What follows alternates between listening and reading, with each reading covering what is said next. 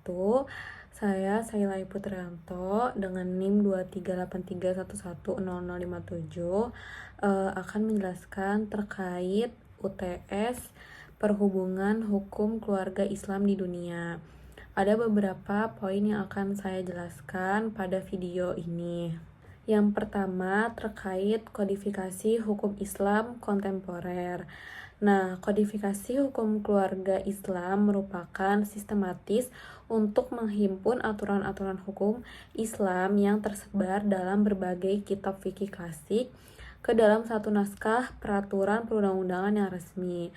Urgensi dari proses ini adalah untuk menciptakan kepastian hukum atau legal certainty, kesatuan hukum, legal unity, dan memudahkan hakim dalam memutuskan perkara secara lebih terukur di lembaga peradilan.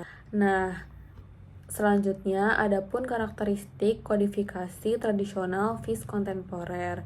Nah, ada dua fase, yaitu fase klasik dan kontemporer. Nah, fase klasik di sini yaitu hukum Islam dijalankan berdasarkan ijtihad para ulama dan hakim atau qadhi yang merujuk langsung pada kitab-kitab kuning. Kelemahannya adalah adanya keragaman pendapat atau ikhtilaf yang sering kali membingungkan masyarakat terkait aturan mana yang berlaku secara pasti. Kemudian yang kedua itu ada fase kontemporer.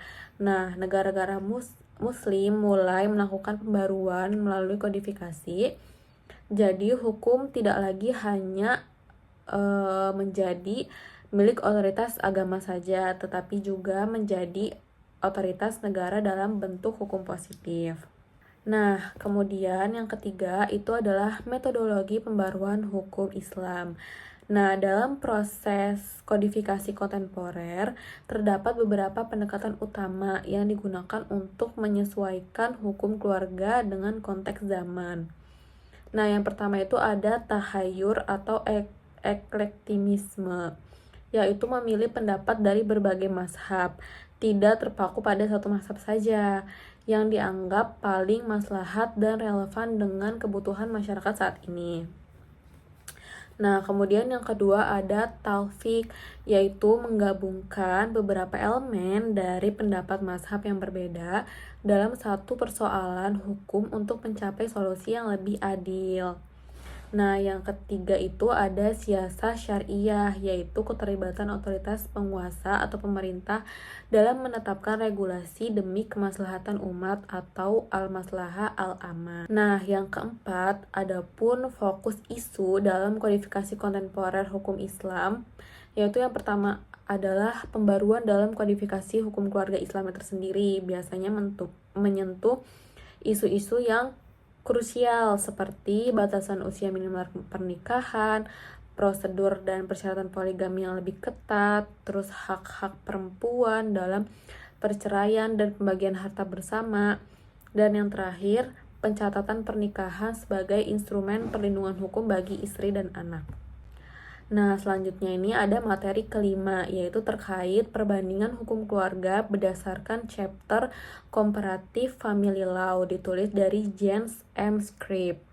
Nah, di sini beliau menjelaskan bahwa berdasarkan tulisan James M. Scribb dalam The Oxford Handbook of Comparative Law tahun 2019, kajian perbandingan hukum keluarga kini telah bertransformasi dari subjek yang dianggap tidak layak dibandingkan menjadi elemen yang krusial dalam setiap reformasi hukum modern. Nah, adapun beberapa poin utama kajian perbandingan hukum keluarga menurut Scribb, yaitu yang pertama itu ada pergeseran paradigma atau dari budaya ke globalisasi. Nah, yang pertama itu ada mitos ketidaksesuaian. Dahulu, pakar menganggap bahwa hukum keluarga tidak cocok dipelajari secara komparatif karena basis budayanya terlalu berbeda. Nah, kemudian yang ketiga itu ada kebutuhan praktis. Saat ini, globalisasi dan mobilitas individu menyebabkan meningkatnya sengketa keluarga lintas batas atau internasional. atau transnasional yang menuntut pemahaman dalam terhadap hukum keluarga lain. Nah, yang terakhir atau yang ketiga itu fungsi baru. Hukum keluarga bukan lagi sekadar instrumen budaya, tetapi alat untuk menyelesaikan dilema modern yang serupa di berbagai masyarakat, khususnya di masyarakat barat. Nah, kemudian yang kedua itu masih terhadap chapter Comparative Family Law. Itu yang kedua itu ada evolusi fokus dari berpusat pada pernikahan ke berpusat kepada anak. Nah, yang pertama itu ada pendekatan fungsional. Terjadi pergeseran dari fokus formal pada pernikahan menuju pendekatan fungsional. Jika dulu keluarga secara hukum hanya ada dalam pernikahan, kini konsep keluarga dan pernikahan dan orang tua mengalami perubahan yang signifikan. Nah, kemudian yang kedua itu kepentingan terbaik anak. Hukum keluarga telah berpindah fokus juga ke hak orang tua atas anak, menjadi tanggung jawab yang parental atau demi kepentingan anak. Nah, kemudian yang ketiga itu ada area utama kajian komparatif. 3 pilar hukum keluarga. Nah, Scrap membagi kajian ini menjadi 3 kategori besar. Yang pertama itu hukum keluarga horizontal. Nah, ini tuh mengatur hubungan antara orang dewasa, termasuk evolusi hukum perceraian dari berbasis kesalahan menjadi hak sepihak, pembagian harta, serta pengakuan terhadap hubungan informal seperti kohabitas atau kemitraan terdaftar. Kemudian yang kedua itu ada hukum keluarga vertikal, yaitu mengatur hubungan orang dewasa dengan anak yang mencangkup tantangan medis modern seperti surrogasi dan donor embrio, serta pendekatan mengenai paradigma dua orang tua vis multiparentalitas. Nah, yang terakhir itu ada hukum keluarga individual. Ini biasanya fokus pada status individu seperti hak atas nama dan identitas gender hukum. Nah, selanjutnya itu harmonisasi hukum. Di sini disebutkan organik dan institusional. Scrap menjelaskan 2 cara bagaimana hukum keluarga di berbagai negara cenderung menyatu atau konvergensi. Yang pertama itu adalah harmonisasi organik atau bottom up. Terjadi secara alami karena kemajuan sosial, medis, dan ilmu pengetahuan yang serupa di berbagai masyarakat. Kemudian yang kedua itu ada harmonisasi institusional atau top down, didorong oleh lembaga yang memiliki mandat hak asasi manusia atau perjanjian internasional seperti Pusat Mahkamah HAM Eropa atau Konvensi Den Haag. Nah, selanjutnya yang terakhir itu adalah lembaga kunci dalam studi komparatif. Penelitian perbandingan ini didorong oleh beberapa organisasi internasional seperti International Society of Family Law atau LSVL, menyelenggarakan Kongres Dunia dan menertibkan survei tahunan pengembangan hukum keluarga. Kemudian yang ketiga itu ada Commission of European Family Law atau CEVL, mengembangkan prinsip hukum keluarga Eropa sebagai panduan harmonisasi. Dan yang terakhir ada Hague Conference of Private International Law yang menghasilkan berbagai konvensi internasional seperti tentang pendidikan anak atau adopsi lintas negara berdasarkan penilaian komparatif yang mendalam. Nah, materi selanjutnya itu terkait dengan sistem dan tradisi hukum dunia.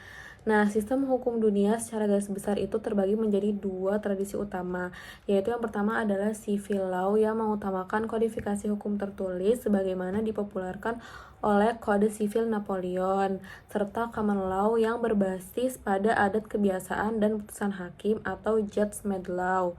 Di samping itu, terdapat sistem hukum Islam yang bersumber pada wahyu ilahi seperti Al-Quran dan Sunnah, serta ijtihad di mana penerapan di berbagai negara muslim saat ini bervariasi mulai dari sistem syariah, utuh, sekuler, hingga sistem kompromi yang mengintegritaskan hukum agama dalam hukum nasional.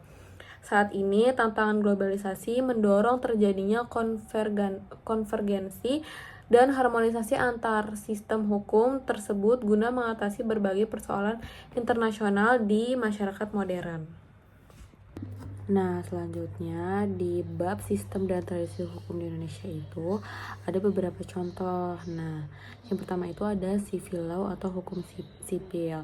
Sistem ini merupakan tradisi hukum yang paling luas dianut di dunia. Berakar dan tradisi hukum Romawi yang kemudian dikodifikasi di Eropa daratan seperti Corpus Juris Civilis dan Kode Napoleon. Ciri utamanya adalah penggunaan kodifikasi atau kumpulan undang-undang tertulis yang disusun secara sistematis sebagai sumber hukum utama. Nah, dalam sistem ini, hakim berfungsi sebagai pelaksana undang-undang dan tidak memiliki kewenangan untuk menciptakan hukum melalui putusan mereka. Indonesia merupakan salah satu negara yang menerapkan sistem ini karena pengaruh sejarah kolonial Belanda. Yang kedua itu ada common law atau hukum umum. Tradisi hukum ini berasal dari Inggris dan berkembang melalui keputusan-keputusan hakim serta preseden peradilan. Berbeda dengan civil law yang mengandalkan teks undang-undang, kalau common law ini sangat menekankan pada prinsip stare decisis, yaitu kewajiban hakim untuk mengikat putusan pengadilan sebelumnya dalam kasus yang serupa. Sumber hukum utamanya adalah jurisprudensi. Sistem ini banyak diterapkan di negara-negara anggota Persemakmuran seperti Inggris, Amerika Serikat, Australia, dan Malaysia. Kemudian yang ketiga itu ada sistem hukum Islam atau Syariah Law. Sistem ini bersumber langsung dari agama Islam dengan Al-Quran dan Sunnah sebagai fondasi utamanya. Hukum Islam mengatur berbagai aspek kehidupan mulai dari ibadah hingga muamalah, termasuk pada hukum keluarga dan hukum waris. Dalam praktiknya, banyak negara yang mengintegrasikan prinsip hukum Islam ke dalam sistem hukum nasional mereka, baik secara menyeluruh seperti Arab Saudi maupun secara khusus dalam ranah hukum privat atau keluarga seperti yang berlaku di sebagian besar negara muslim lainnya.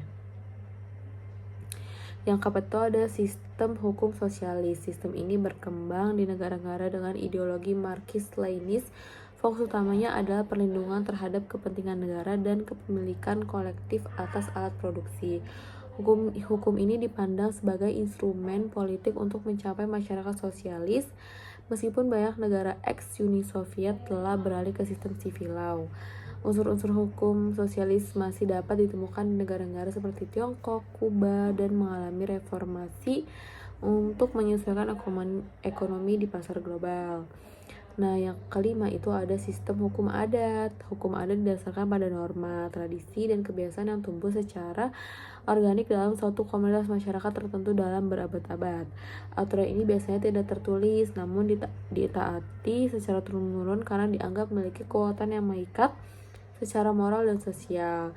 Di banyak negara di Afrika dan Asia, termasuk Indonesia, hukum adat masih diakui dan hidup berdampingan dengan hukum nasional, terutama dalam penyelesaian sengketa lokal atau masalah komunal.